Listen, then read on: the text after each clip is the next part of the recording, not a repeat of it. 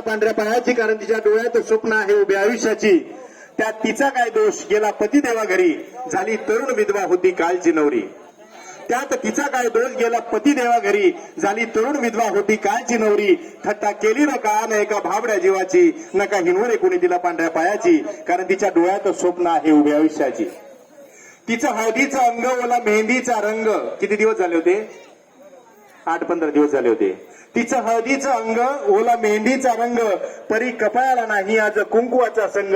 तिच्या रूपावरी नजर आहे वासनांद माणसाची, नका हिनवरे कोणी तिला पांढऱ्या पायाची, कारण तिच्या डोळ्यात स्वप्न आहे उभ्या आयुष्याची.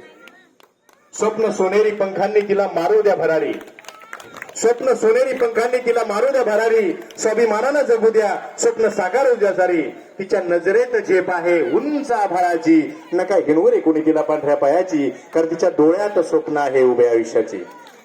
अशा कवितेच्या माध्यमातून आपल्या समोर मी माझ्या भावना व्यक्त केल्या.